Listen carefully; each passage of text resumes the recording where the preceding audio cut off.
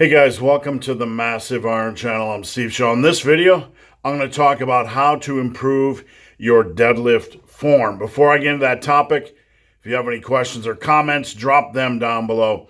The best topic ideas I turn into videos just like this. All right, if you guys need coaching or if you want to join Team Massive, check out the links down below. Team Massive comes with a ton of benefits, and I think we have 100 members already, so don't miss out. Come join the fun.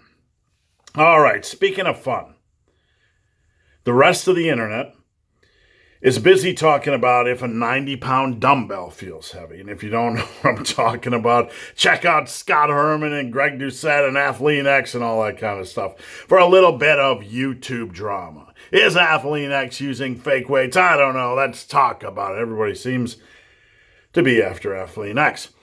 So, speaking of Athlean X and someone that doesn't understand deadlift form, I'm going to help you get better at deadlift form than Athlean X. A little bit facetious, a little bit sarcastic, but that's okay because we're here to improve your deadlift. All right, so all jokes aside, how to improve your deadlift form? Well, first off, I want you guys to stop thinking of the deadlift as a pull, as a yank. What I want you guys to think about is the deadlift as something where you focus on standing up. The act of standing up is a natural movement, and it helps keep your body naturally aligned when you're pulling. So I'm not saying you can't aggressively pull, but in that mindset, in that action, you have to think about standing up aggressively, forcefully. So that is a cornerstone. Now, let's talk about the first thing. When you approach the bar, get your feet under the bar and look down. You want to see about 40% of your foot. Why not 50%? Well, 40% is a good starting point. When you look down, if you see 40%, that's about where you want to be. Not too far forward, not too far back, and we can make micro adjustments from there. If you're too far forward, that pushes your weight too far, or a little bit more of your weight too far over the bar.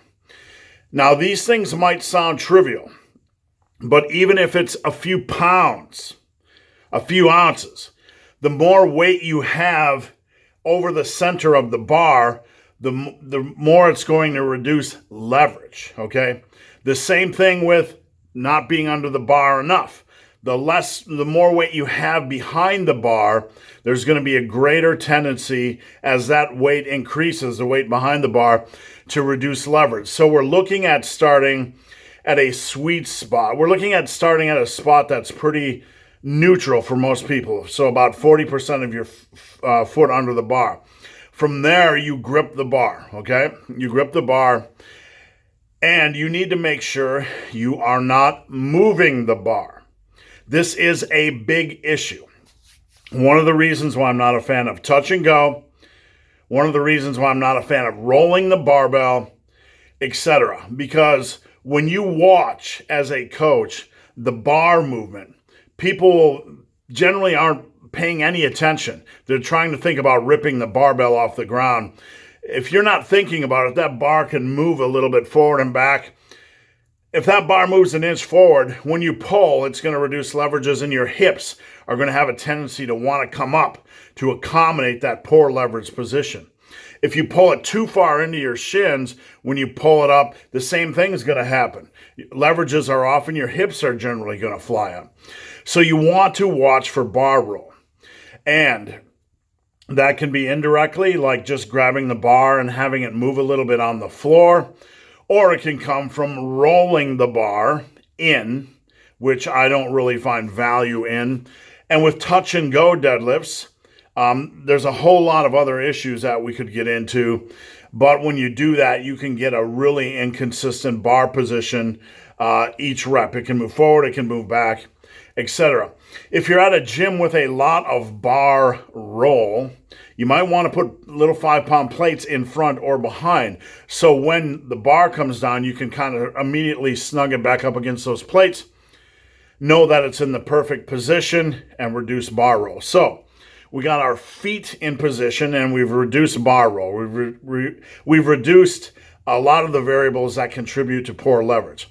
From there, I want you to raise your hips up and pull your weight down onto your heels, kind of like loading a spring. You want to pull your weight down on your heels, and you can do that by holding onto the barbell, taking the slack out of the barbell, raise your hips, and then pull your weight down on your heels.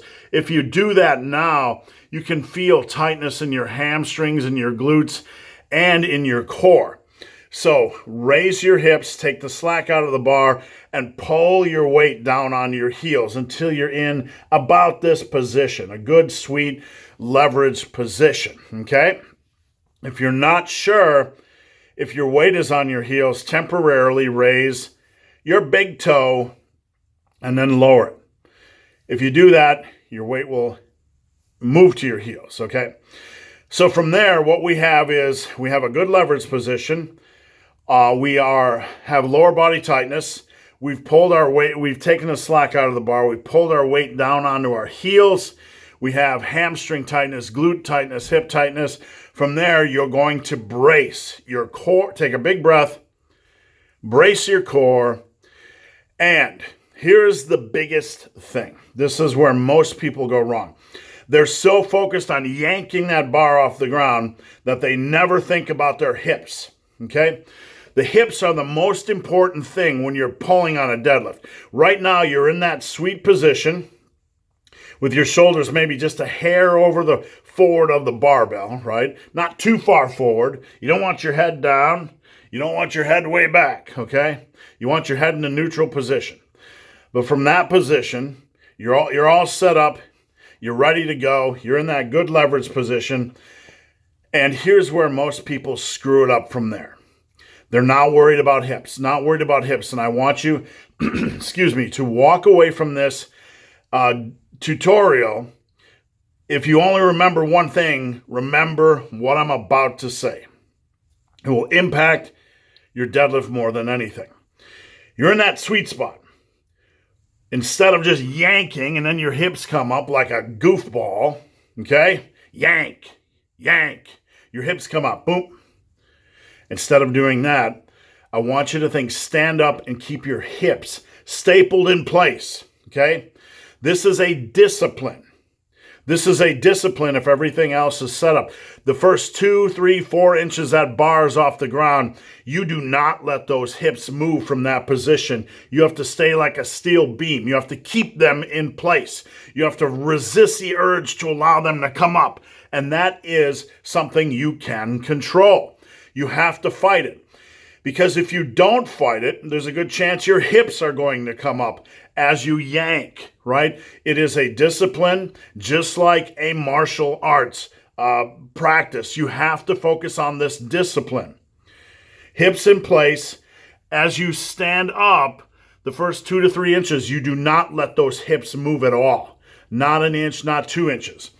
What's going to happen if you don't fight this is your hips are going to come up, you're going to reduce leverages, your speed's going to slow, and it's going to make, obviously, more pressure on your lower back, and it's going to take the power out of your deadlift. The first 2 to 3 inches, 2 to 4 inches, where you're keeping those hips stapled into place, not allowing them to move.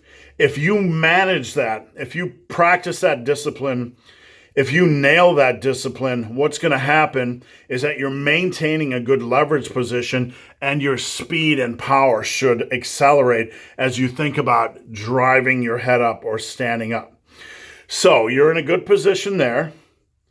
To lock out, once you get about halfway up, you think head up, hips forward. Head up, hips forward. Use that butt. Use those glutes. Drive those hips forward. Head up, hips forward. Think of it. Just try that, standing up. Just try to drive your hips forward, okay? It looks awkward. I look a little bit weird. We won't deny that. But you can feel the power. So that's a basic primer on the deadlift. One of the big mistakes I see is people are having weight too far forward, their head down, weight well over the bar, shoulder well over the bar. You want to video your deadlift from a side view. You want to make sure your weight's not too far over the bar. You want to make sure your head's not looking down. Where your head goes, the body follows, okay? So if your head's down, you're going to place more stress on your lower back. You want that in a neutral position. Watch where your shoulders are relative to the bar. If the bar's here and your shoulders are way out in front of the bar, you're in a very poor leverage position. Watch the position of your back or your torso. If it's like this when you deadlift, you're in a poor starting leverage position. If it's too low, if your butt's too low, almost like you're sitting in a chair, when you go to pull or stand up, your hips are going to fly up. It's going to be almost impossible to maintain that position. So this is a basic deadlift primer. I strongly encourage you guys to avoid touch and go. Reset after every rep. Get your weight on your heels. It only takes a split second. The bar hits the gym floor, raise your hips, pull your weight down, deadlift. Boom. Only takes a split second. Resist the urge to roll that bar. Resist the urge to touch and go. So guys, hope this video has been of some help. If you have any questions or comments, drop them down below. If you made it this far in this video and have yet to subscribe to my channel, please do. I'd appreciate the support.